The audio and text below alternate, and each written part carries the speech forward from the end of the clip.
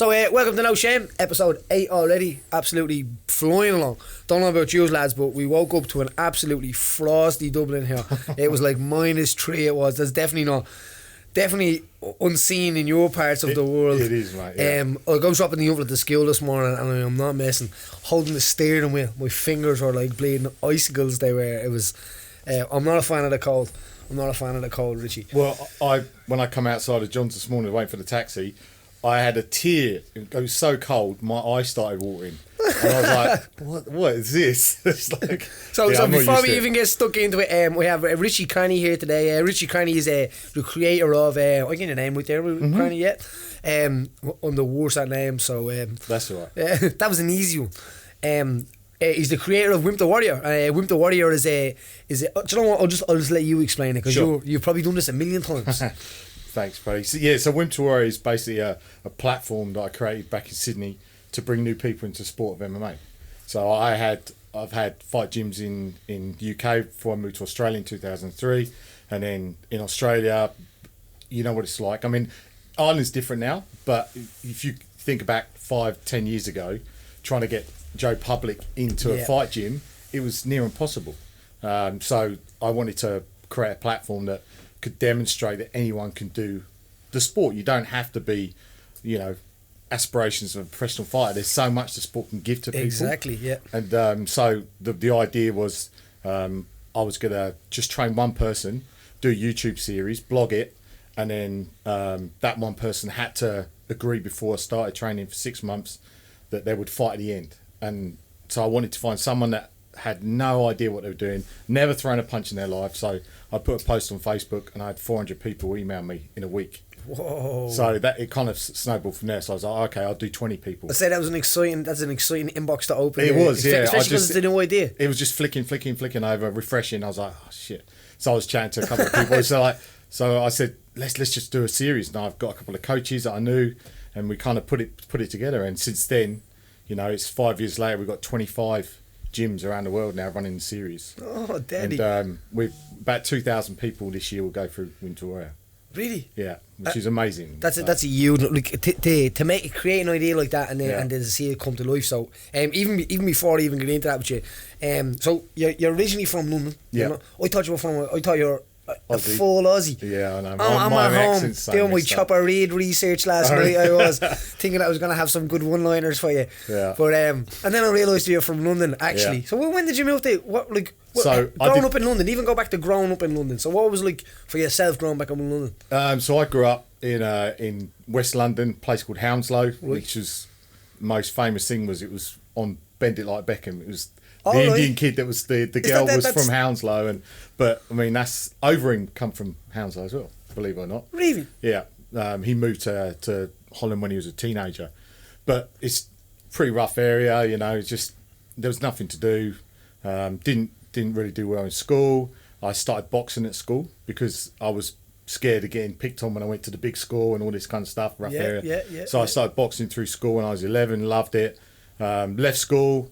And then got into the martial arts. I needed something. I was a bit of a toe rag teenager, getting into trouble and stuff. And I needed that discipline that I had at school. Shane and through could relate boxing. with you with this as well. Yeah. He was a toe rag teenager as well. But it's a very familiar story. The martial arts gives you that structure. Definitely. And then when I got into martial arts, I was 19 and I never kind of looked back. And I moved to Australia in 2003. What was the first martial arts you got into? So my style, I kind of dabbled because after boxing back in the day there was no mixed martial arts, but I'm talking like early 90s, and I looked at karate and stuff, and from a boxing point of view, being taught how to what I feel is throw proper punches, and then going to see these guys at taekwondo and stuff throwing from the hip and straight.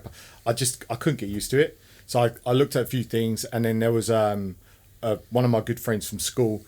Her brother had just opened up a club.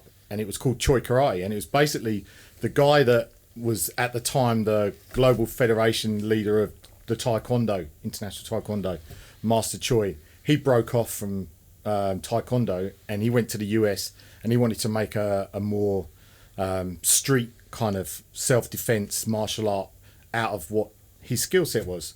And they like got with inside the grappling zone or inside just striking really, right. A little bit of clinch, but they left the traditional punching and they got much more into the boxing on hands and fluid movement, and they created this martial art called Kwang-Do, and then it kind of come to the UK, and my instructor was at the time a 4th degree black belt in Taekwondo.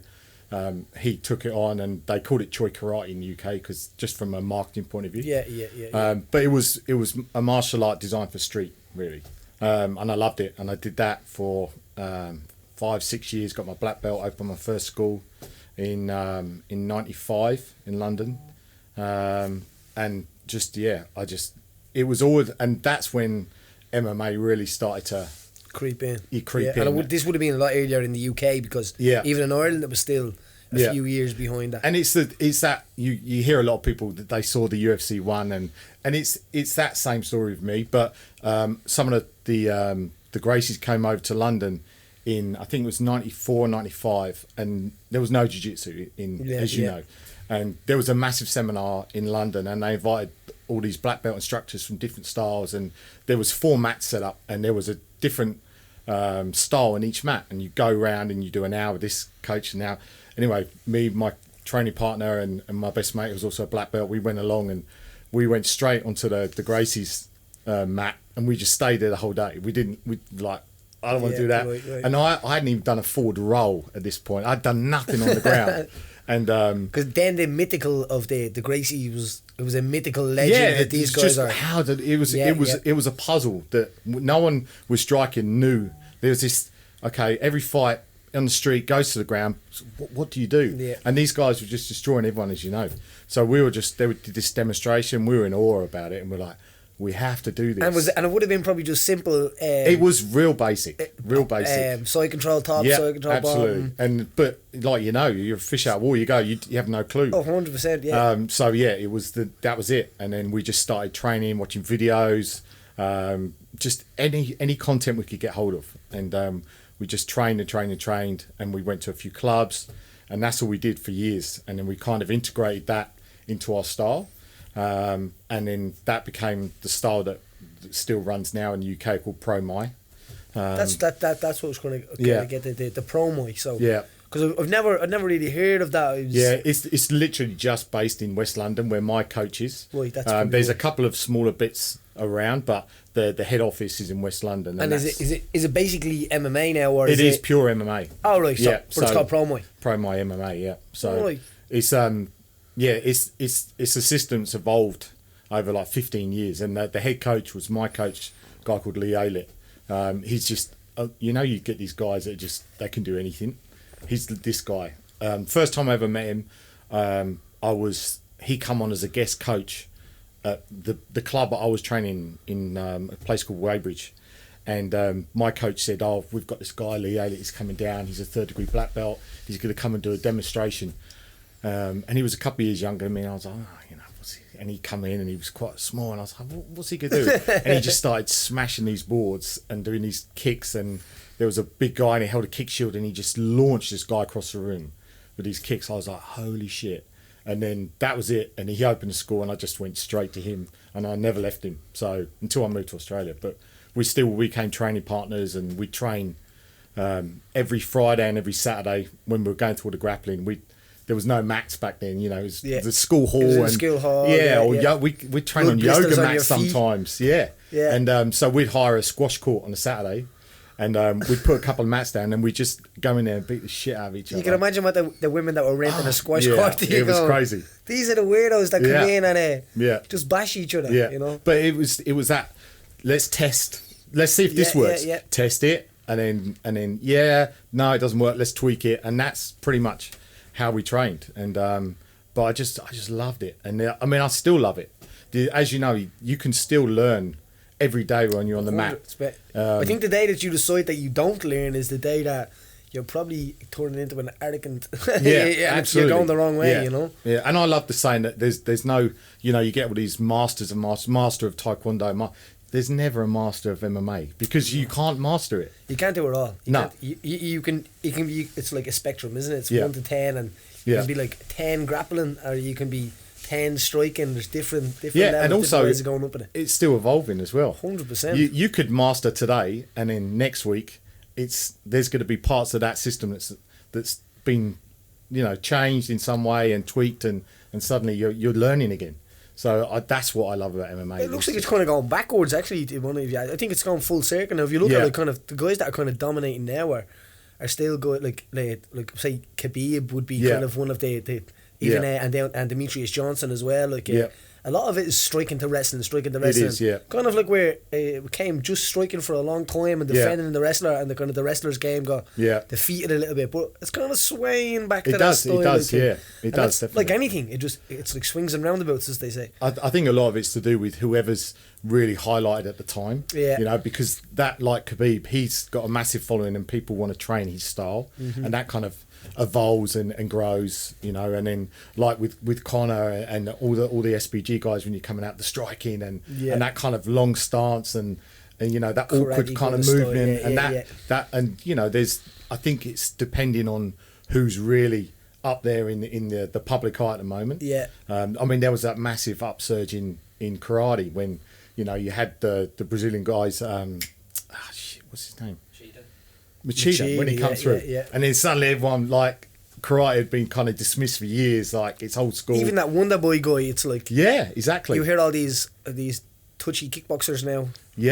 You know what I mean? Wow, we're all going to be making that. We're all going to make it because he made it. It's not that easy. Yeah, but he's not even a kickboxer. You think about it, but he destroyed the kickboxing. That's what I'm saying. But a lot of the guys now, I think, as you said, it comes through as waves, and everyone stands up when it's their kind of wave coming through. Yeah, exactly. Yeah, that's my style. I can do it now. Yeah. So when you're going to Australia as well, I think I wanted to ask you even off MMA Australia. You know the lads that go out to Australia from Ireland? Are they really a shout of bastards? Are they really, like, because anytime I hear, like, when I'm talking to an Australian guy, and obviously you're not an Australian guy, but you're got a half now. Like, what are the Irish doing out there? Tell us the truth. Loving life, basically, Because they go off, the thing about them guys, right, and there's someone, I won't bash a whole group, obviously, but the guys that, there's nothing here in Ireland shy, and they go over to Australia, and then they're over there for about a year, and it looks like they're having a session for the year. They haven't done a day's bleeding work, and then they come back, and then we have to listen to their pictures for the next 3 years about how Australia was the best thing in the world, and now. Yeah, well, why do you? I mean, there's opportunities out there. There is. It's the land of opportunity. Like the US was always talked about. That's look, you can. For some reason, you get paid a lot more in Australia. It's weird. Like the nursing, doctors, all that kind of industry, they get paid way more in Australia for some reason than they do over here. Tradies, there's so much growth in the country. You think about Australia, it's the size of North America, and it's got I think it's like 25 million people. I suppose it's ridiculous, and so. The country's growing. So Australia's booming still. It is, and it never went through the recession because all the iron ore, and I mean it's very rich in minerals, and with China's growth and stuff. So they didn't really get hit with the massive downturn that a lot of Europe and I know Ireland really suffered with. But there's it's a very young country, and it's one of those countries. If you're willing to put graft and work hard, you can really make something of yourself in Australia. And then you've got obviously the weather, the beaches, and in Sydney, the coldest it gets. Deep in 2 or 3 weeks of winter, we really get it's like 16 to 18 degrees. It's we're minus treated. I think I'm going to Australia for a year now. After that little bit of a conversation, but is it like someone saying to me like the Irish lads like there's no signs on doors and all, isn't there? Not saying. No Irish and stuff like this. No. Just rumours that roll back, isn't it? That's rubbish. But you do. I knew it because Australians. Yeah. That was a rumour spread by Shane Byrne. It was. It was, wasn't it? That's who it was. I knew. He said there's places the Irish can't go. Yeah, Irish. It's the opposite. It's the opposite. That's what we thought. We thought it would have been like. It's actually the English get. It's more. There's a real sort of thing with the English and the Irish. The English and the Australians. I've never heard of that. Yeah. I've never heard of that one. But the Irish are much more welcomed in Australia than the English are. Nice one. Did you hear that, England? Yeah. But, you know, the Aussies, they just love banter. They love, I mean, the sporting rivalry between the English and the Aussies, you know, with rugby and also with the cricket and the Ashes and all that kind of stuff. So you give each other shit, basically. Yeah, but if we were any good at sports, he's saying that they wouldn't like us either. No, no. not saying. We don't challenge them. And maybe a bit of rugby. Do we? Yeah, No, we yeah, don't for even challenge sure. for rugby, do we? Don't we? Australia? We'll be better than Australia at the moment. Would we? There you go. Jesus, go on, Ireland. When did we do that? Someone ever give me the memo. So the idea of it, when you set it up, so Yeah. going back to the Wimp the Warrior, I wanted the man who you are is the most important part before all of that to me. Yeah. So, but then the Wimp the Warrior, what an amazing idea to come up with something that you love, Yeah. and then a way of making it grow, but in a positive way as well. But it's not just a way of just grabbing cash and getting people going through your door in a way, if you must, you know. No, I mean the idea. I mean, you're meeting the people that need it. To me, exactly, and it's a magnet. It really is a magnet for people that are looking for something in their life, and there's lots of different reasons people sign up, but everyone, and I talk about the why. You know, why are you here? Why are you with Winter Warriors? You know, it's a 22-week commitment. Mm-hmm. You're up, like in Australia, we start training at 5:15 or 5:30 in the morning. You know, it's, you know, over here it's a little bit later and stuff, but there's a commitment. The 22 you just weeks. put the comparisons there, right? You're getting out of your bed at Australia at 5 o'clock in the morning. It's like birds, sunshine. Well, exactly, that's what I mean. Beautiful. There's no real comparison. You skip to guys come Ireland, up and you're 5 o'clock in the freezing morning. cold and It's like that scene out Father Ted. Oh, Jesus, lovely you. You know what I mean? yeah. The guys, I try not to do it too much, but my coach, he runs the London series, and I send them pictures like we do outdoor training at the beach one day a week, right. and we run up sand dunes, and they're all guys running the sea at the end. It's like 6, see the sun coming up. And then I tag him in it, and he's like, "Fuck it." Yeah, they're outside, freezing cold, coming out of their mouth, pushing shit up and down the car park and stuff. Woolly jumpers on, you know, Tom Green jumpers on, just to stay So alive. but that the early weather morning even, favours that's us. a commitment in its own. So. But it is, you know, but the idea, the reason we do early mornings is, and we have a hashtag on Winter Warrior, like we've got a lot of hashtags I use, but the main one I love using is whilst you were sleeping. So, you know, people say, oh, I can't do it. You can do it. Yeah. You just get your ass out of bed early. You know, I'm not going to interrupt your work. I'm not going to interrupt your social life in the evening. You can still see a partner, your girlfriend. Just get your ass out of bed an hour and a half earlier than you normally would for 22 weeks, and I'll change your life. That's it. You know, and it literally does. And I started it because I wanted to try and build the sport, but now the bigger motive for me, because the sport's doing great anyway, is I know what it does for people, and the feedback I get, and the journey I see people go through. I mean, some really tragic stories that I've been told of, you know, I've had messages come through from people saying, "Coach, I was laying on my floor in my bedroom, you know, with a bottle of pills. I'm about to commit suicide, and I've heard about this, and it's completely changed their life." And people living in their cars, and then they do the series, and they're just going out and getting jobs and getting girlfriends and change their life, getting their kids back. Some guy lost you know, because he was on the wrong path and did Winter Warrior, and now he's got access to his kids. And the stories go on and on and on, but that's such a motivator for me. And it's why I'm trying to get as many gyms up. I mean, it's a slow process because I'm really choosy who I let run the program.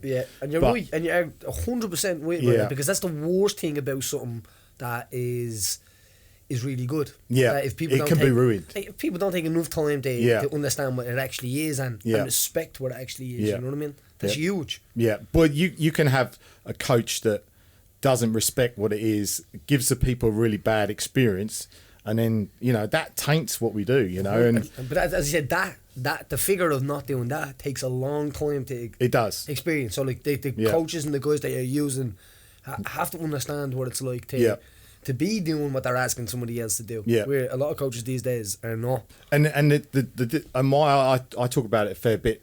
It's very different coaching someone on Winter Warrior than a normal gym. Because in a normal gym you've got two things. You've got members that are there because they just want to train, learn martial arts, but they've got no aspirations of fighting. It's just they're a member of the gym, and then you have the guys that are either fighting or training to fight. So you've got two completely different mindsets there. And then with Wimp you've got people that have never done anything before, and the day they start training, there's a clock ticking in their head. There's a date, 22 weeks, I'm stepping in the cage. And you have to take them on this journey. And not only are they going to be fighting in the cage, they're fighting someone on the mats with them, and they don't know who that's going to be at the time. And it's a very different process, and there's a lot more hand holding on Wimp because a lot of people do freak out at certain points, and there's hurdles you have to get through. You know, the basic stuff of, you know, when the first time they ever spar and all this stuff, and then when they get closer and you announce matchups and people, it's not just I'm coaching, see you guys either Thursday or next week. No. There's a lot of aftercare involved. I think that's general in anyway. Like, you was being a coach before. Absolutely. That's 100%. Like, if you're going to commit yourself, you nearly got to be there 24/7, because, as you said, like, the messages that sometimes you get as a coach that people don't see your inbox. Yeah. And it's incredible as some of the things that come through. Like, and some of them are like, you don't want to be answering, because sometimes you don't want to, not that you don't want to get involved in the idea of going into a world like that, because you don't know what some people are like, you know what I mean? No. In the boat where you are, they're approaching you for something and you're offering them something. Yeah. Where I know sometimes I get messages and you just so much going on yourself, you know what I mean? That it's very hard, and you don't know whether it's somebody just literally pulling your leg to kind of hypochondriacs is what we call them over here, you know what I mean? People that just want to get attention. And exactly. Do you find that in the time that attracts them type of people? Like, people I think because it's such a commitment that if they're just kind of looking for attention, there's easier ways of getting attention than doing this, because it's, like I say, it's quite a commitment, and I think it's the people that we get are really genuine. They want to be there for I've got a reason. A good chance to be around the funeral. There was one of them that I didn't like, and it was just really. Some big chat. Yeah, so it's a big lad. No, choice.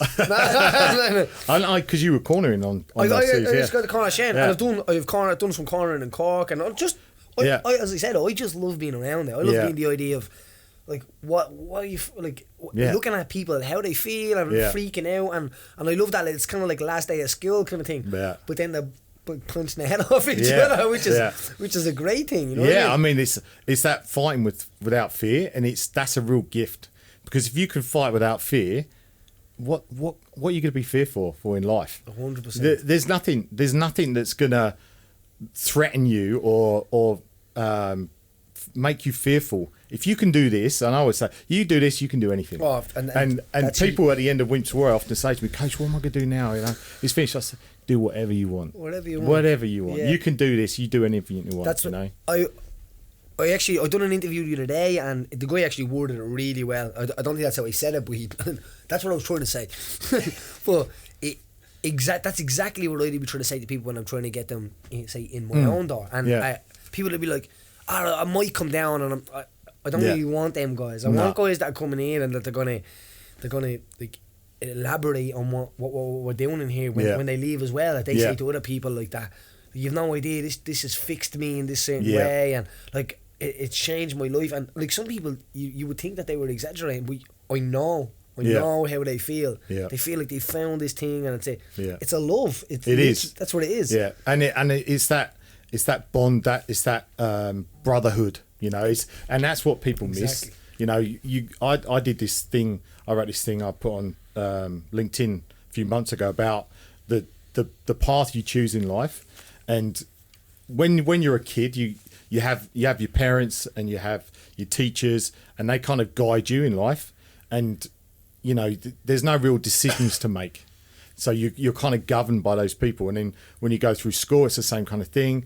And then, but when you leave school, suddenly the choices you make have got consequences, and people, that scares people, and then they kind of go back to, and then they find themselves not making decisions that are going to challenge them, because they want that comfort zone of having parents, having teachers telling them what to do, and then they find themselves in a job, they're getting told what to do by a boss or a co-worker or whatever, and they sit in this comfort zone, and they don't push themselves. And I think giving someone the opportunity to step outside that comfort zone, and this is actually what I can do this, and it's that it's something you can just take on in life, and the martial arts just does that for people. You know, it's walking through the door the first time. I mean, the amount of people I chat to that want to do Winter Warriors, I've thought about joining the local gym so many times. I've been down there, and I just don't have the confidence to go in. It's like, we're not animals. We're not. No one's going to kill you. And that's the hardest part. That's why we always trying to explain to people that trying to get them through the door is probably the hardest part. It is. It really is. And the worst thing I always hear is, do you know what I'm going to do? I'm going to get fit. Exactly. And then I'm going to join your gym. That's like saying, I'm going to get smart and then I'm going to go to school. Yeah. It defeats the purpose. It does. But that people just worried about, you know, it's that comfort zone thing. Yeah. You know, it's not their comfort zone. They're going to step into an environment they know nothing about. They don't know what they're going to be expected to do. They don't know if they're going to be fit enough to do a class. And it's that it goes back to that point where they want to be somewhere that they're getting told what to do and they're comfortable. But Wimp to Warrior, and this is what it's come with the gyms now.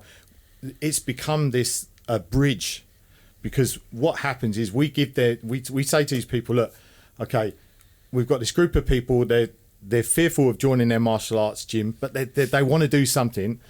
Okay, come and do Wimp to Warrior. You'll be with 20, 30, 40 people in exactly the same position as you. You'll have the same coaches. You'll all train together, and they get to see the environment. They get to live the martial art life. And then suddenly at the end of Wimp to Warrior, most people will either join the gym that they've done the series in, or if they've travelled to get to the series, they then join the gym closest to them. So Wimp to Warrior, I mean, it's not only just about, I mean, we're a service provider, I believe, for helping people, but we're also building gyms, like their memberships, because the amount of gyms in Sydney that have had members that have done Wimp to Warrior all around, that have, you know, because the first series I did in Sydney, there's 5 gyms in Sydney that run Wimp to Warrior now, but the first one, I had people travel for like an hour and a half, 2 hours in the morning just to get there. They'd leave at 3:30 in the morning to get to the gym, and then once it's finished, obviously they're not going to keep doing that coming at night. They all go off and they all join their local gyms, local clubs, and it builds all the gyms up, you know. So it's become a really good platform for bringing new people into the sport, and everyone that's in the sport. It's not just gyms, you know. Suddenly, all these people are now fanatical about MMA, and we get people that have never even watched a UFC fight on TV or anything. They have no clue. I think they're perfect. They're the ideal guys to be. But they finish this, or even halfway. They're watching every UFC now. They're inspired, well. And they're buying pay-per-views, and they're buying kit, and they're buying, they're listening to podcasts, MMA podcasts. So it's a really good starting point. It's a foundation that, you know, it's not just about people on the series and it's finished. They are now fans. They are now people that are within our sport, building it in so many different levels. So it's a really nice thing for us to be able to say to gyms, you know, we're going to give you 30 or 40 members at the end of this series, and they're going to probably stay with you for years, because they're going to be completely converted. So they put that work into that season, and then because build that rapport with them. Exactly, because it's, you know, as you know, running a gym, your members are everything. I mean, you don't want to fill the gym with just anybody. You want good people, but the Wimp to Warrior is, like I say, it's a magnet for just really good people. That's what I was going to say. So I actually have on the front of my building, step out of your comfort zone with those who have stepped out of theirs, because to me that's what it is. It's a comfort zone thing, you know, and comfort zones in many different ways. But I think a huge benefit to the Wimp to Warrior is that you are going to fight your first fight with a group of people. You know the person that you're fighting, and there's a huge difference in that, because I know when you first start, most people will probably be able to relate to this, that you first start, you get your first fight, you see, even for your first or second or third, you see your opponent's name, makes you a little bit sweaty handed, your heart rate goes up a little bit, and that's all normal. Well, back in the day there was no Google, there's no now it was straight on YouTube, check this person out, look on their Facebook page, you see what they're doing, exactly, like where you're fighting a name, that's it, at the thing, and that can be extremely anxiety based, they can be panic based, no sleep, as you said. Not that you get much sleep anyway, I'd say, with all the travelling you do. But that, to me, that was the first thing I noticed about, this is a very, because I like this is a young gym now, but we have got guys competing in MMA and building them the right way, so they're not getting a bad experience as you must, and I think that's really, really important. But I tried to do it in groups. So little groups of like 3s and 4s, so everybody is getting together to help these 3 guys get ready. And then the next time it's someone else's turn, and so on, because it creates that little vibe of, there's nothing worse than being pulled out of a circle. You're fighting, you're turning up on your own sometimes, and to me that was never what I enjoyed. Like, now there's been 1 or 2 fights where I had to prepare just over Christmas or wherever, and it's not a nice experience. No, you're on your own. It was always a great experience when there was like 6 or 7 of you on the card, and it creates this pace. It creates this like we're leaving one at a time. You know what I mean? And so I think that's a huge part of the positive in the Winter Warrior. 100%. I always talk about like the safety umbrella. You know, we try and protect. Well, we don't try. We protect these people. You know, we say, look, we're going to take you on a 22-week journey, and at the end, I always talk about the finale. I don't call it a fight night. I don't even talk about them fighting at the end. I call it like it's their celebration. They're gonna get in the cage, fight without fear, and compete in mixed martial arts in front of all their friends and family. And it's, for most of them, it's a bucket list. They're not looking to be fighters, but they want to challenge themselves. So it's a once in a lifetime thing.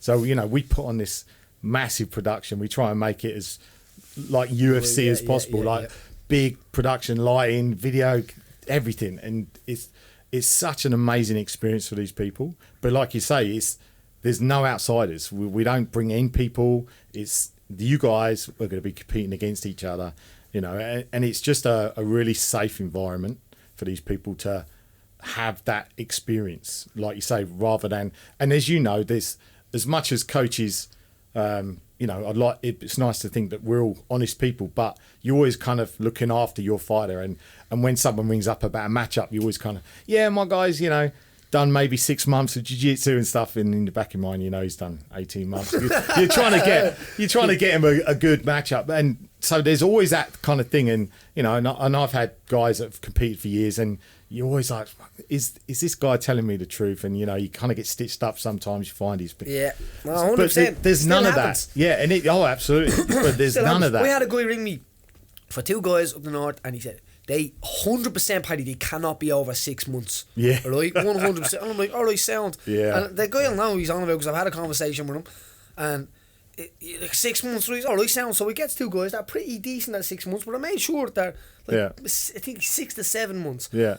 And then I'm looking back at fights, and the guys that they matched against have fights 6 months ago. Yeah. And it's like, no, they don't have any fights. They're exhibition fights. No, and it's this like, is what I mean, that makes no sense. And the thing is, no matter what happens, as long as it's not pro, it's not an permanent marker. It's only an experience. Yeah. And there's no point in guys coming out and fighting guys that are way less than. And you might as well just stay in their club doing that.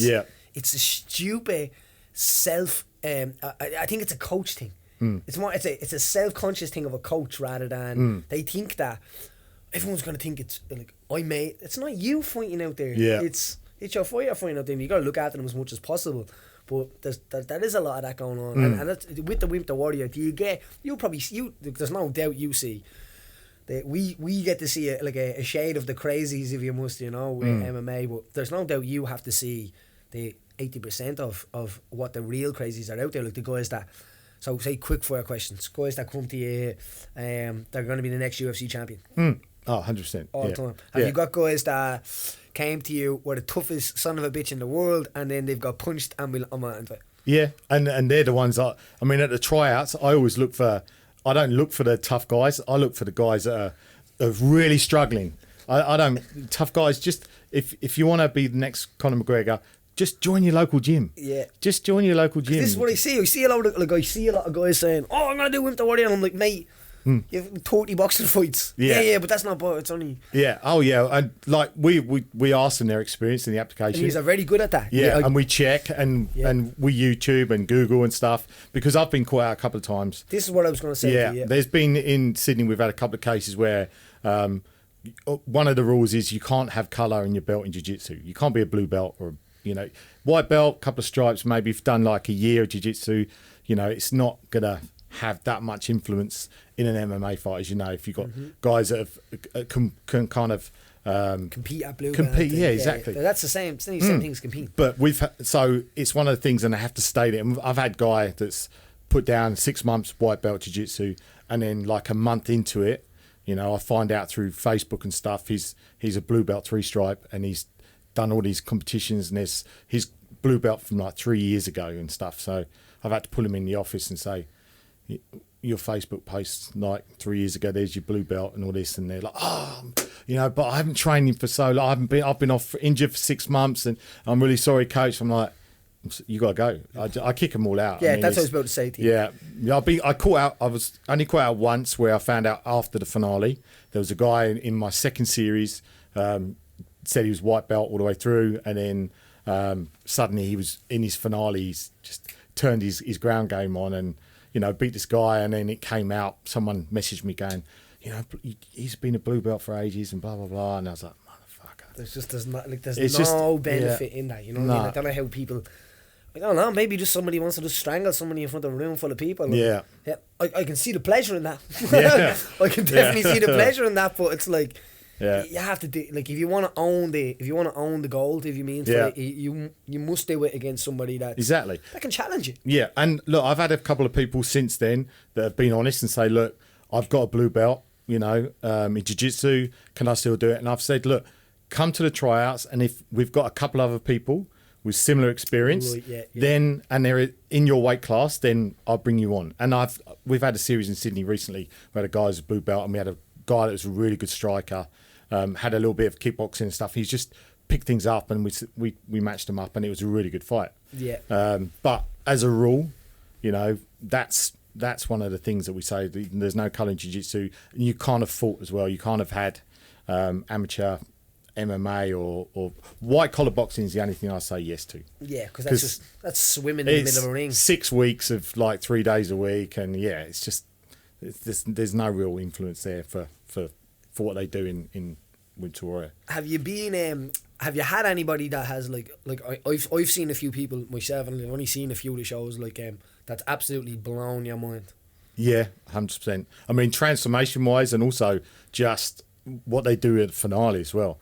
I'm like, just holy shit. I mean, there's a girl that actually works for Wimp now, Zoe. She was in series 3, and she was tiny. She was the smallest one, and she just went through so much in the series. Like when we started sparring, she'd be off the mats crying, can't do it, coach. I just can't do it. And the girl that she was going to get matched up with, Sharon, she was the only girl in the. It was obvious they were going to get matched.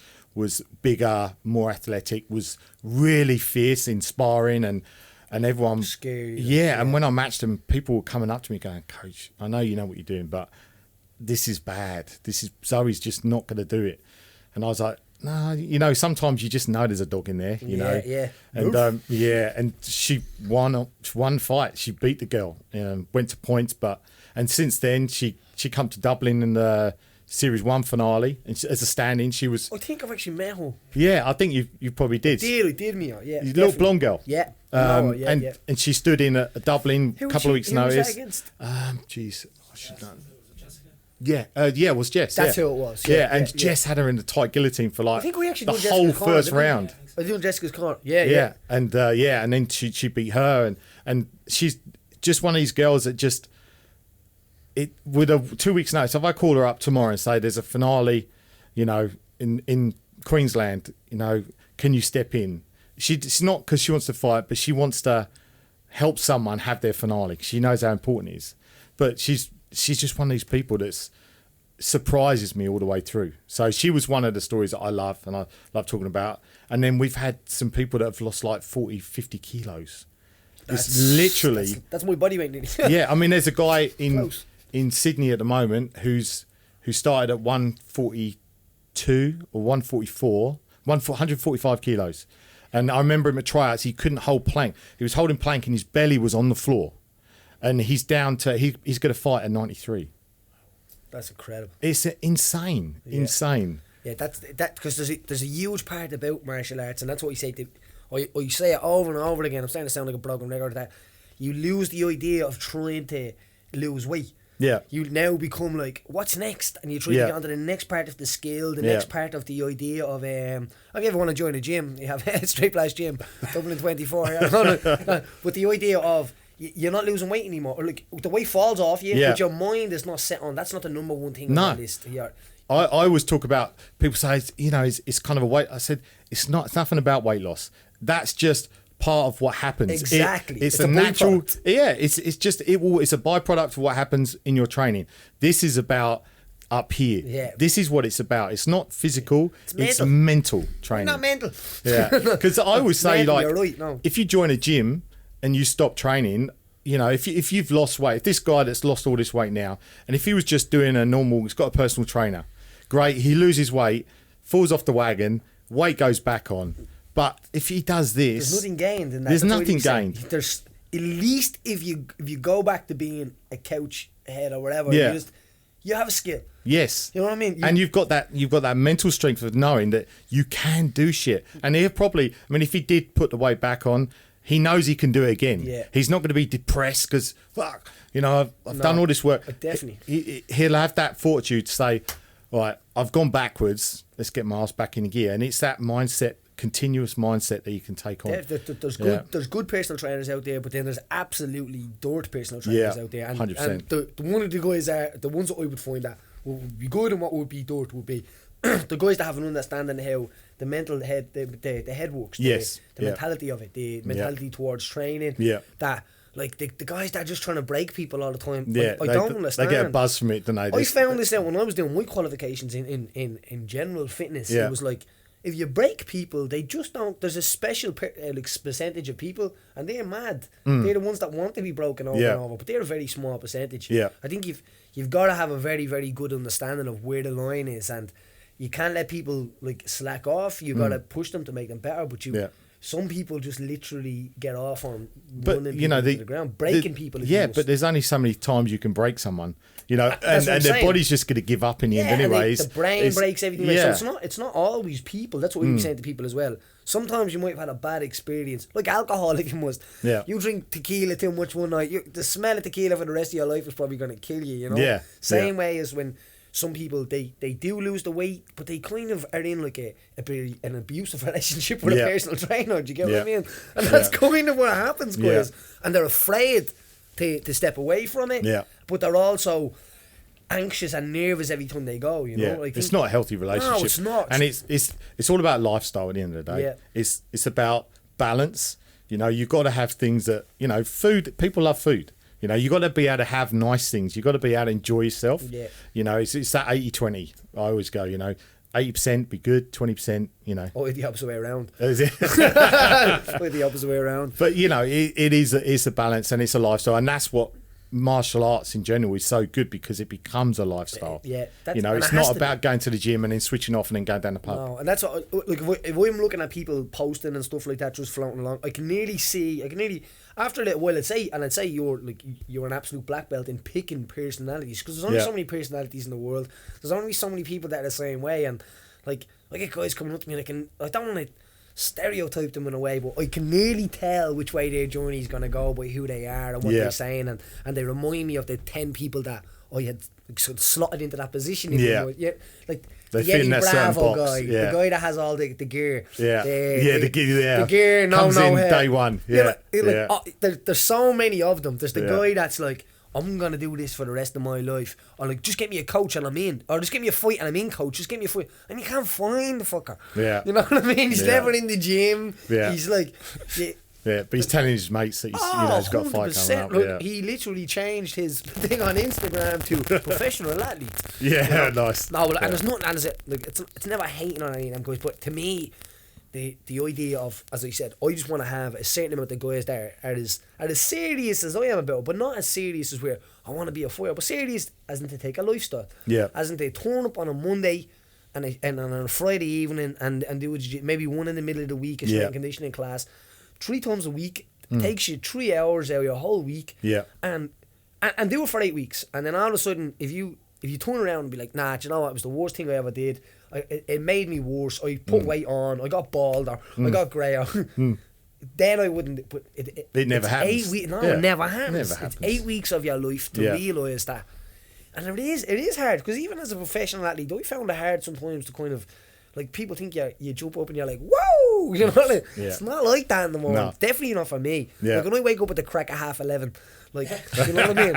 It's the sun is only up about 10 hours, you know, but even at that time, I find it hard to be motivated. I'm an evening person. I think that may be from competing or whatever. Even when since I was a kid, I'm up late. And I'm up late in the day, you know what I mean? So I'm up late at night and then I'm up late in the day. But then I don't teach classes until 6 and 7 in the day. So, so it makes sense for me, you know what I mean? That's where I find, that's where I get the, how do you motivate people to do that, Richie? That's the, like, even without the fighting, without the training, the getting up, like if I had to get up and have a piss at 6 in the morning for 22 weeks straight, I'd find that hard, like, without even leaving the house. Yeah, look, people form habits, you know, it's people do struggle, and it's one of the things I always say to the guys, you know, when people first start training or they're at tryouts, for instance, they can't really get their head around sparring, for instance, as being, you know, something they've got to deal with. So you start off, the alarm clock is the first challenge. That alarm clock going off at 5 a.m, that's the first thing. You're not going to want to get up. You're going to press that button. That voice in your head's going to go, fuck, stay in bed. You know, it's cold outside. Your missus goes, just give me a cuddle, stay in bed. Have a day off training. I'd have to kick Cord out of bed. That'd make it easier. You're not sleeping in the bed anymore. But that's their first challenge. And that, just doing that and getting that routine of getting up at 5 a.m. or 4:30 or whatever it is, just doing that is that first mental battle that they're doing something that their body, their brain's telling them not to do. That first hurdle. And it's the first step of going through Winter Warrior. And I always talk about, you know, there'd be days when you want to press snooze, you won't want to get it, but every time you turn that alarm and swing your legs out of bed, you get stronger. Every single time.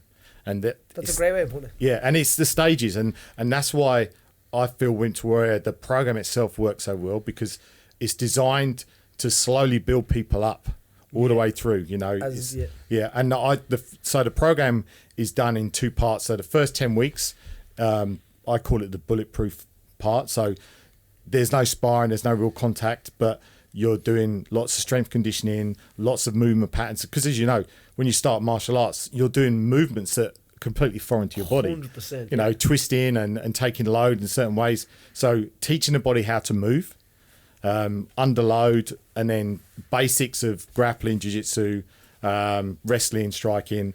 And then once they do that 10 weeks, their body's at a point they're ready to do contact. And their mind's now at that point. They've had 10 weeks to think about it. They've done 10 weeks of conditioning, fucking getting through DOMs every morning, swinging their legs out of bed. They don't realise it, but they're much tougher mentally than they were 10 weeks ago. And they don't even realise it. It's just that routine. And then they have a week's break, and when they come back, we call it the fight camp, and they come back and it's that 12-week fight camp or 10-week fight camp, and that's when they start doing the contact and the sparring. But it's that gradual stage, and then the sparring is that new thing that they've got to get over. It's that new alarm clock. And that's after the week break, is it? So we do 10 weeks, week off, and then they come back and they go into fight camp. How does that week off go? Do you shed shoulders? Yeah, I always weigh them the day they leave, and I weigh them the day they come back, and it's 500 sprues for every kilo they put on. Yeah. Because that's what I was going to say. That's like leaving the arm. You'll be like, yeah. But at that stage, they're all gagging. Some of them don't even want to have a break. They come back in the gym and do a couple. But I'm like, just rest your mind, rest your body. Just take a week off, because the next 12 weeks is going to be really tough. The first 10 weeks is tough. Now we're really ramping things up. Now you're sparring. Now you're getting punched in the face for the first time. And how many times do you spar a week? I tend to do just twice a week, and it's, you know, we don't really hard spar. We help just usual stuff, but it's not about hard sparring. It's about getting them used to contact, and girls especially. It's not so much about them. They're not scared about getting hit, but they don't want to hit someone. It's that the usual thing that every time they're sparring, they're saying sorry. And I don't want to hear sorry anymore. If you catch them, you know, I don't want to hear you saying sorry. Yeah. This is part of the game. You're making that person gloves stronger. Every time. Yeah, I'm sorry. But that again is a process, and and you get them through it, and you get people that have people running off the mats and locking themselves in the toilet and crying, and and you've got to go out and coach them out, but that's every series. We get these people that so the experience builds up as well. That's why it's important to have, as you said, the correct people around, because people are so vulnerable when it comes down to massively, and like even guys that are big tough guys are usually they are growling and barking and stuff like that because they have that like tiny insecurity. Even they might not realise it themselves, you know what I mean? But the idea of being really relaxed and fighting takes a long time to come. So the probably most stressed they're going to be is on fight night, but it's good for them there because they've all them good chemicals running around. Well, I always do. So at the end of fight camp, I do a lot of visualization drills with my guys, and then like the week of fight camp, the week of finale, I bring them in and I go through the whole routine of the fight night with the music, walk them out and then grease them up and step in the cage. And I don't have their person there, they're fine, but I get someone to stand in and I go through the whole process with them, and then I get them to visualize it, and then I do all these drills. So it's not each individual do that. Yeah, every single person. And what does it be? 60 per show? Is it? No, so in Sydney there's normally about 35 to 40.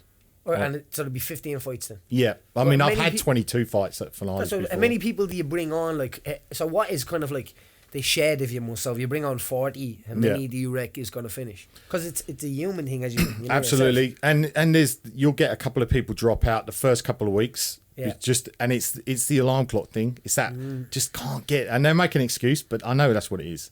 They just can't get their ass out of bed. Question in a minute, so we'll continue. But and then you get a couple of people that get injured, like they might injure a rib or twist a knee, and they can't fight finale.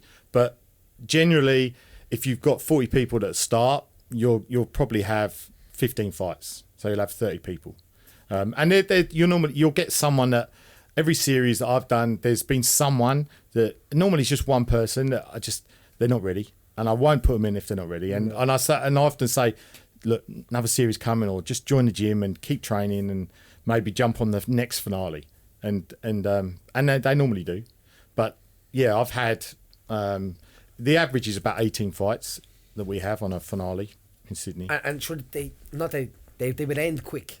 2-3s and a decider. If it goes, and usually most of them won't finish. Because most of them won't finish the time because it's like first time two people fighting. So I mean, someone gets tired. Who's tired first? And shit. I mean, and I always say to the guys, I mean, even it's the rule with amateurs anyway. But the refs that I always use, I say to them, like, I don't want anyone taking any damage. Yeah. If they turn their head, it's stopped. If they don't respond after 2 or 3 clean shots, it's stopped. Yeah. This is about stepping in the cage. Once they've stepped in the cage and touched gloves and they start, that's it. The rest is just whatever. It's not important. It's actually the people in the cage is usually what makes the results the most important thing. Yeah. Like they individually they suck. I need to win. That's what creates. So I think even fans and stuff like that are looking at it and things like that. Maybe they do want. Maybe they're a little bit selfish and they want their guy to win as well after 6 months. But it's not down to that. It's down to going in there and literally experience. And after all, it's like it's so scary at the time. Yeah. But I was only having this conversation the other day with Connor and saying, like, when you look back, like, is it not crazy sometimes? And it's like, it's always crazy looking back. I find that. At the time, it's like, it's a rush, it's a hurry, it's, you know what I mean? And you've got stuff to do, so you're busy mentally. But then when you go back and you look and you're like, ooh, that was a little bit of a situation there, Like, and there's no doubt that, like, most of them guys, even if you don't complete it, are going to stay on the idea of like telling that story to their grandkids that I climbed into a cage and fought somebody. 100%. Especially these people that it is a bucket list. They might hopefully they've become members of the gym, but they're never going to be fighters. Their mums, women in their 40s. I mean, it's in Sydney. It's the last few series. It's 40% female, 6% male in all our series. I've had 2 series back. It was 50-50. But the female drive is that they like foreign MMA is huge. Yeah, as well, but because fitness in Dublin, I don't know what it is. It's just we had 4 girls out of. If you had pulling hair in Dublin, 60. There was 60 odd guys and 4 girls at the tryouts just in Dublin. It just amazes me how it's so male dominated. How many people turned up for it? Huh? Many people turned up yesterday for the... Yeah, it's like 60 odd. 60 odd. Yeah, Dublin, yeah. So for the Dublin show? Yeah. 60 people turned up for that? 64, 65, yeah. Whoa, that's something like amazing. that. But like 4 girls. And is that like... I remember being a kid when you were going up for a football team, and I was like, you have the attitude, but you don't have the skills, come back next year. You know what I mean? Is it hard saying that to people? No, Is it, you know what I mean? It's like... Look, it's not nice. It's not nice saying that they don't get in. I mean, Dublin, there's such, because John and the gym, there's a huge. We have so many people that want to do it. Quality. I won't say quality of people because but I mean the right people. Yeah, I think. I mean, there's always someone. I mean, there was a guy there yesterday. It's his 3rd time he's tried out for the series. You put him in, didn't you? Yeah, of course. Yeah. Of course you put him in. Yeah, I mean, fair play to him. yeah, it's like no. But next year, every series, the first time, like I come over for Dublin Series 1 and run the tryouts, and I personally didn't put him through because I didn't. He had a bit of an attitude, and he was trying to show off, and it's when you've got a group of people. You don't. It's just one dick can cause so much chaos in that group. So you're like, no, he's just not going to fit. One dick in that group can cause so much chaos. That's going to be a headline there. Richie says one dick can cause so much chaos. I'm only messing. No, but I know exactly what you mean. You know what I mean? It's almost like a cancer. And it's such a. It can be such an emotional period. Like with these people, you don't need someone that's going to be really negative. And this particular guy, and if he's probably listening to this, he'll know who I'm talking about. I just didn't like at the time. He wasn't the right fit. And then Lee, my coach from London, he come over and run the 2nd series tryouts. And he called me up because he was the 1st series, and he said, that guy's back again. I was like, oh, you got to put him through this time. And he called me up and goes, I can't put him through. And he said the other coaches all said, like, he's just not the right fit. If anybody listening, that this is it. This is a real thing that people look for. If you turn up and you act like it's just Liu Kang, you don't want what I mean? You don't You're want probably these people. not getting in. So and then but every time like he'd be on Facebook, coach, tell me why I didn't get in, and blah blah. Anyway, so he's been messaging me all the way through this time, and he was perfect this time. His attitude completely changed. He was very courteous and respectful to all the coaches, which he wasn't the first time around, and and all these little things I told him. I said, look, I'm going to be straight with you. You're too cocky. Your attitude stinks. You weren't respectful to the coaches. We're not going to want to train you for 22 weeks. So there are people that come back and stuff, but yeah. So going back to Dublin yesterday, I think John's going to take 55 for his series. So there'll be a few people that don't get in. And there will also be people that will be so sore for the next week from doing the tryouts yesterday because we do put them through the ringer. They won't be able to get off the toilet if they sit down for like 2 or 3 days because there'll be a couple of people that going back to the reason why they're doing it. Their why's not strong enough. There's not enough reason for them to commit to this, and going through the tryouts, they're probably thinking, "Oh, I can't do that for 22 weeks." Yeah, that's what, everyone loves it for the foot, and that is always the way. Because even in it'd be the same way as January. It's everyone the first it's like fight camp. Everyone wants to do a fight camp, and they love a fight. They get a fight. They post it up on their social media, and they're like, and then it creeps in slowly, and everyone else cares a little bit less and less and less until it's fight night. And all most people, I call that that's probably the ejector seat time, you know what I mean? The week before, maybe the week before the fight, and then people are like, I don't want to do it. Do you get much of that? Yeah. And you can tell. Yeah, I mean... What's the best excuse? So you're no shame question, right? Right. Give me your best excuse. Now, it has to be a good one with you, right? That you've got for somebody that doesn't want to fight or doesn't want to come training. It has to be a good one here. There's... I mean, it's hard. I don't actually... I've got to be honest. It's rare that someone does make an excuse. There's been a... let me just use. I can't think of one. It's crazy. I don't want to be a dick and say people in Winter just don't make excuses. You don't have to say a name. No, but I really can't think of someone that was. I mean, I've had a couple of people that have said, I'm working shift work and all this, and I can't make it. Or there was a guy that his dog, he had a new puppy and he didn't want to leave his puppy and stuff and all this kind of stuff. But you couldn't fight because of that. Yeah, just he couldn't leave and stuff. But honestly, the 99% of the time, by the time they get to fight camp, they've been through all this. People are absolutely gagging to fight on Winter Warrior. Right. Because they've done all they've thought about from day one. Like I say, the first day of training, you're kind of on the mats, even if not consciously, subconsciously, you're looking around the room and you're eyeing up people that they're my size. Oh, definitely. That I'm going to probably fight that person. Yeah. You're consciously thinking about fighting every day. I got to do the Ultimate Fighter tryout, so like, and that was. I'd fight anyone. And at that stage, because it's just your chance, isn't it? I'll fight 2 or 3 of them at a time. Yeah. Because at that stage, you just want in. Like I say, even yesterday, that's what like people are. It's like that has to be a crazy situation. Let's get 60 people that have never fought before and put them in a ring, and that has to be hard to control as well. Like. Yeah, it is. I mean, and it goes back to what I said before. It's getting the right coaches and the right coaching teams that got that really solid mentality of, I'm going to be taking these people for a journey, and I've got to not only coach them but mentor them and look after these people, and then, every now and then there's a little bit of upset, especially with girls. If you've got a big group of girls, suddenly they're splinter groups and stuff like this, 100%.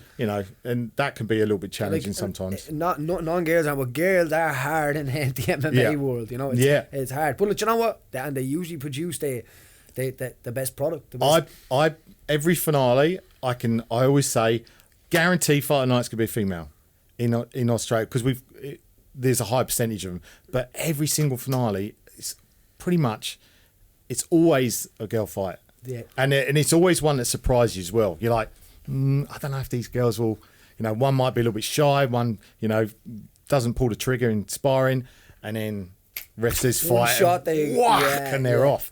And it's like stubborn. I think stubborn stops, like it takes away the quick for girls. Yeah. It's like, be so stubborn in that now. And I think don't girls even also think about falling down or falling over. They kind of want to prove themselves as well. Yeah.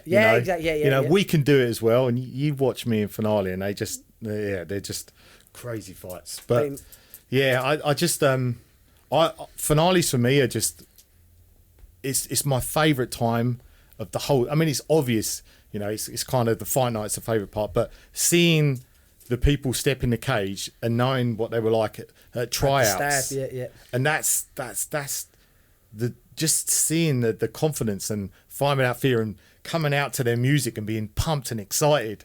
I'm like, it's kind of like that dad role, as a coach, and just to see them make that walk. It's a really proud. It's a proud moment for. Well, imagine that, you seen them walking into a room and they're shy, they're scared, and especially the guys that put the work in, they deserve it. They do deserve it. So there's no doubt. After this, I'm gonna be inundated with so how do I do that?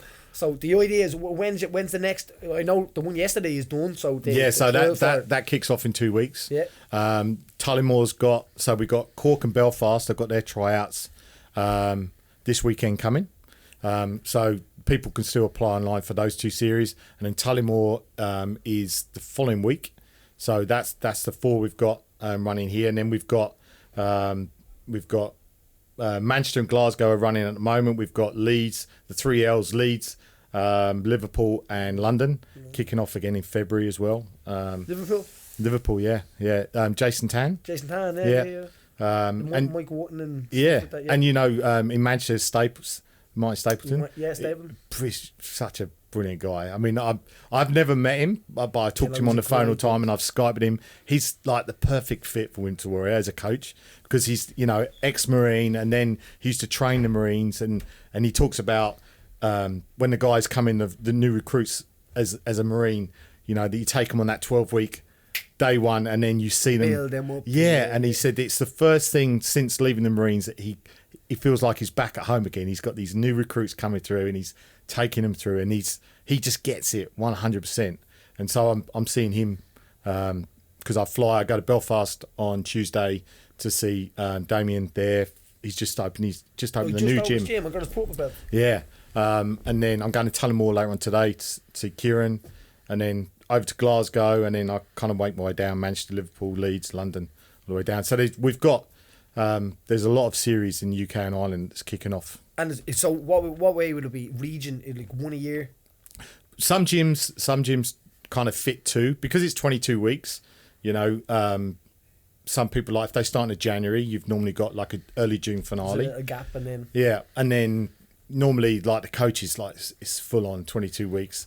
They want to have a bit of a break as well. But then we have a kickoff in October. So you do, because you got that week break halfway through the series. So you do your October kickoff, and they do 10 weeks up to Christmas, and Christmas New Year is their week or 10-day break, and they come back January the 2nd or whatever, and they go into fight camp. So there's stages in the year that you can run the series. That's a so we do idea. January, and then we do January starts, mid-year starts, and then October starts.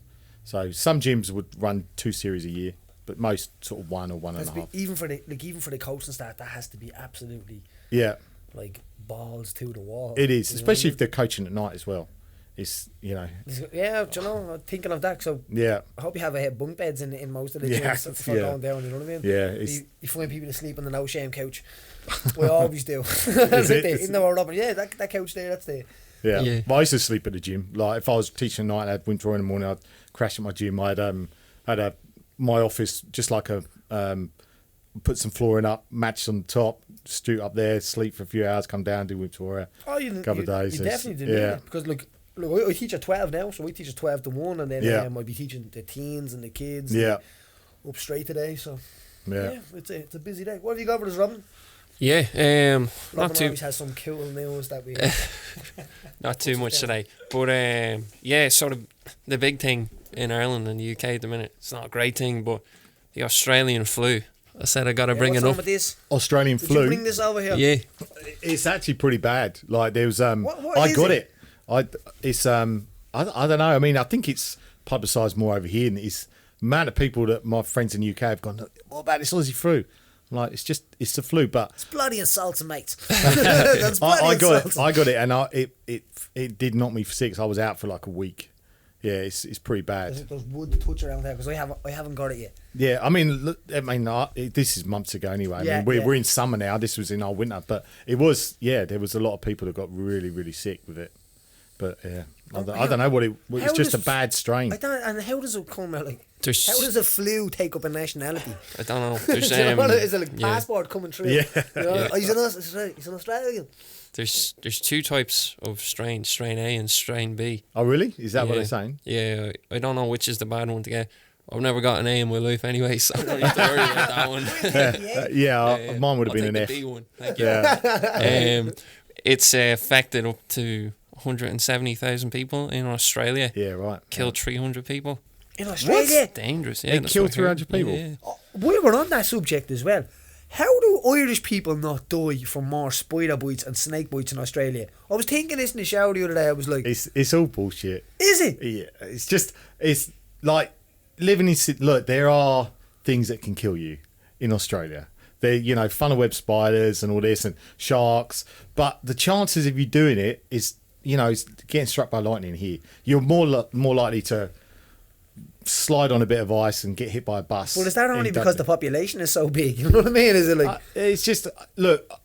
You see spiders, in Australia, but they will try and be. They don't want to be anywhere near you. Snakes, stuff like that. You've got to be pretty unlucky or stupid. You get guys going like redbacks and stuff. That little spiders, they love bricks and stuff. So you'll get kids going and they're looking for redbacks and stuff like this just to show their mates. I mean, that's just stupid. But in Australia now, every hospital's got anti-venom for pretty much everything. So you get bitten, you just go to the hospital, you get an injection, it's done. I mean, the only, every now and then you'll hear someone that's in the bush is out running and then brown snake will get him or something and you can't get back in time, But that's really rare, really rare. But sharks are a thing. Sharks are like one of my biggest fears. Everyone. I mean, it goes back to our generation, the Jaws movies. I am literally, if I'm in water and it's like up to my shoulders, I get panic attacks. Like in the Irish Sea, I'd be panicking. Like I'm telling you now, I cannot get over the idea of being in the, and I love the sea. The darkness is. I just don't know why. The minute I'm there, I'm just floating. I remember being in Croatia.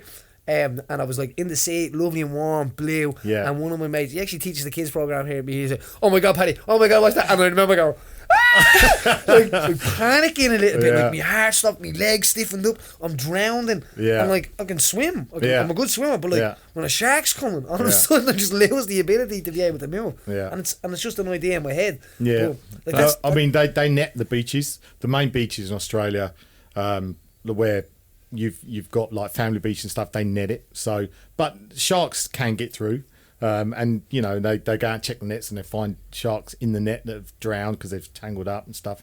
They're out there, but it's normally surfers. I mean, in Australia, a couple of years ago it was pretty bad. We had in Sydney we had like 3. Like there was a diver in the harbour. He was a marine diver, and he was because there's a big naval base in the harbour, and he was down doing something, and shark come along, took his leg and his arm, survived, bull shark.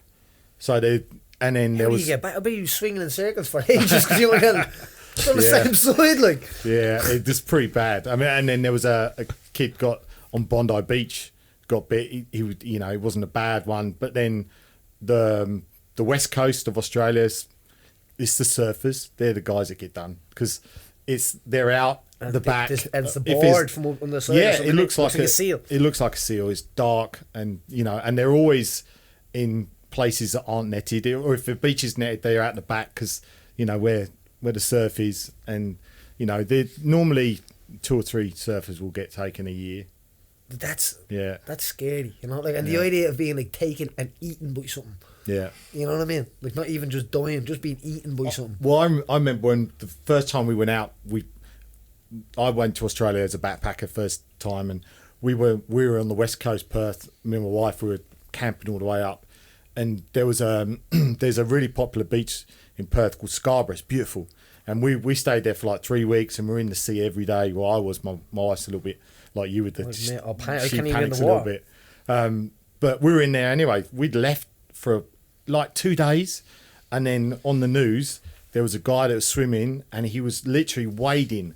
He'd been swimming, and he was walking. They say like 70% happens Wading. in like waist high water. Great white come in and jumped him, and just died. He had a massive heart attack. I mean, he took most of his legs. I would have had a heart That was the beach we were on two couple of days before. And we were like, and we were at this stage, we were backpacking, so we were like, we love Australia, let's think about maybe moving here. We were in that kind of, and then we're like, One of my friends, we were going on holidays to. we got a kind of pros and cons here. Sharks. Could have got like, Ian. that would have been me. I wouldn't even been contemplating. Yeah, Like, but what- it's rare. I mean, you think about how many people in the ocean every day in Australia. During the summer, everyone just goes. My kids learning to surf at the moment.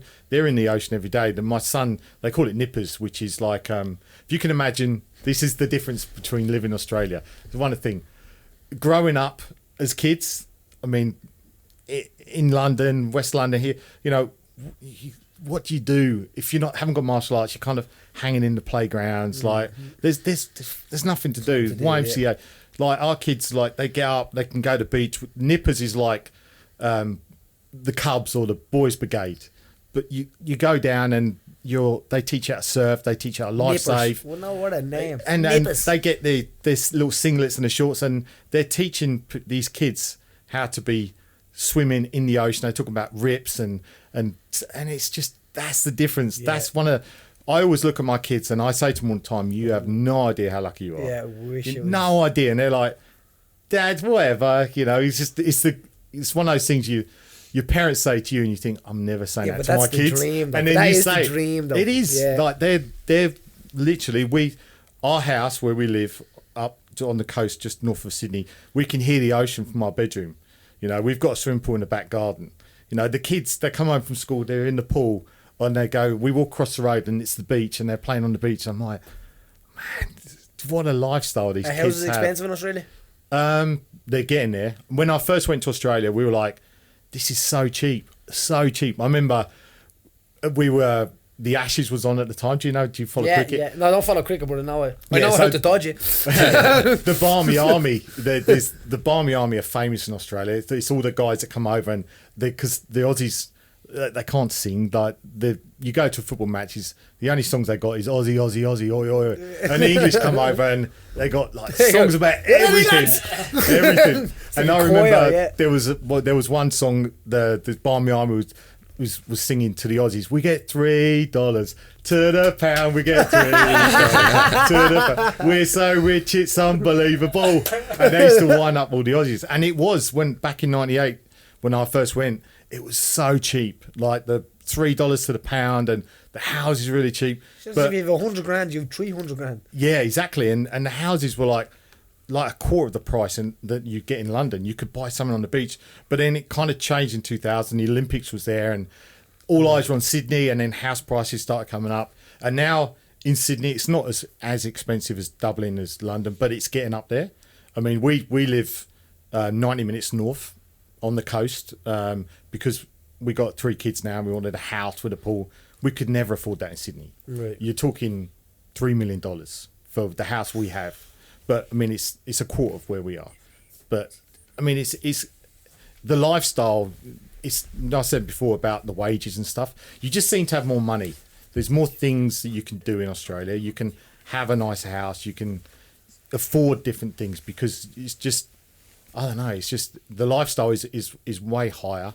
And I like to say, going back to, I always look at my kids and I just like, that's what the dream is, to be able to look at your kids and know that they're having a great life and a great but that's what it's all about. I think that's what it is about. Like you live and you die, but the biggest thing you can ever do is leave your legacies and your tales and your things with your kids. You know what I mean? I believe you were rolling with the King on the weekend. Oh, we had him, a few rounds. How's he keeping? Yeah, great. He had the flu as well. He had that Australian flu. No, we probably didn't have it now. We'd probably sweating it into me somehow. You're immune from your time in the muckers. I'd say so. Yeah. I live in this field. I told it last week. It's like I'm immune, I think, to sicknesses because we just played in like in like the wastelands, if you must. You know what I mean? Football, everything. We played in that thing. Hiding, crawling.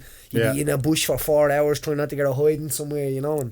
And, like, I think I'm immune to it. Now, when you see this next week, I'm going to be dying from this just because I'm getting cocky now. You know what I mean? I believe that, you know, there's too much kids are wrapped in cotton wool too much nowadays. Yeah, stop. You know, they get a bit of toothache, Nurofen. Sometimes you just get me up his head and just rub it down the side of the bin. Exactly. But you go to abroad when you're travelling, you see these kids in Asia, like in Thailand and stuff, and they're playing in these fucking dirty rivers and shit. You can guarantee they're never going to get sick. Their immune system is so high. So some kids, like, you sneeze on them and they have 10 different sicknesses. Yeah. Like, an interesting one here. There was a man in the UK who was fined 85,000 sterling because his friends streamed the Anthony Joshua Klitschko fight off his iPad. So So what happened essentially? The time AJ fought Klitschko, this guy paid the £19.95 fee, invited all his friends over, put the TV on. One of his mates thought it'd be a good idea to pick up his laptop or his iPad, was logged in on his friend's Facebook account and just put it up and started doing a Facebook live stream of the fight. So 4,500 people was watching it live. So they charged him for those. And they could see the account, like, so they got onto him, charged him £20 per person. So we had to pay 85,000 sterling. That's how does that even work? And the worst thing is he paid for the fight, like. So the thing about that is, like, how do you get that money out of somebody? I don't know. Like, who knocks at your door for that? Like? Yeah, is it the police or is it? I don't know. Well, if it's criminal, I mean, he'd have to go on some sort of payment plan and shit like that. It's just that is. Imagine his friend. He's like, no, that wasn't me. On the Anthony Joshua thing, I see, like, Tyson Fury is relentless with calling him out the last little while, is he? Yeah. And I seen a post the thing this morning. It's actually, I think it was Carl Frampton pulling it, going, not even one of them are happy doing Grateful Bastards or something, about like a picture, because he put up when you can bring all your friends away or something like this just to see what their faces look like, and it literally looks like a boy band standing there, and not one of them motherfuckers are smiling. Frampton's on the ball, he is, you know what I mean? Yeah. If my friends get a free holiday on me, I better see their gums. You know what I mean? That's how much they better be happy, you know what I mean? So you're going to get involved as well. We're in the Limor Powered Studio here as well, so the Wimp the Warrior is going to come on board with the 100%. Limor. And I think that'd be a great idea. Do you know what that would be for? The weeks coming up to it, and maybe not because they're new, but they get their trash talking in as well. Do you get what I mean? Because they'd be able to go back and forward now. Obviously not make it real, because the last thing you want to be doing is talking yourselves into heights that you don't want to be doing on your first day. You know? I think it's good. I think we could definitely put some really good content on I think there for it's a great idea. And do you know what? I think this year, it's like, especially when the Android comes out, rolls out, it's gonna be another big level onto it on the jump on, because it's still rolling well, and it's only, I think when people find the right uses for it, as I'm saying, in that, like you have to trash talk because it's part of the game. You know what I mean? You make them do it for more. And Marty, Robin? Last one we generally doing on this day, for the first and only time ever in 1835, on this day, the United States was debt free.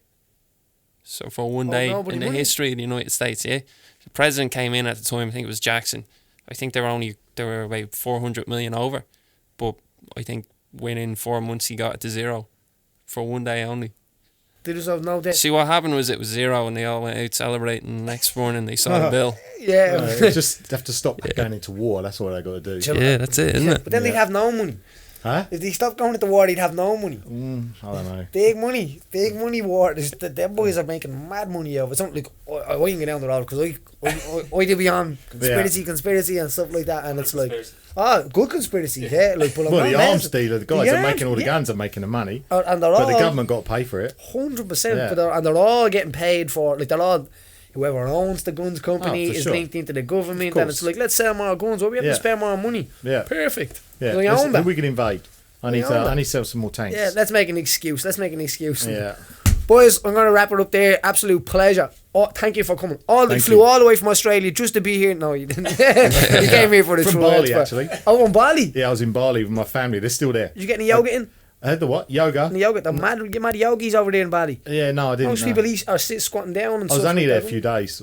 But when you go back, you're going to see yoga everywhere. When you see this, it's only when someone mentions it today, you're like, well, big yogis in Bali. Absolute pleasure to have you in, Richie. Thank you very much, man. Pleasure.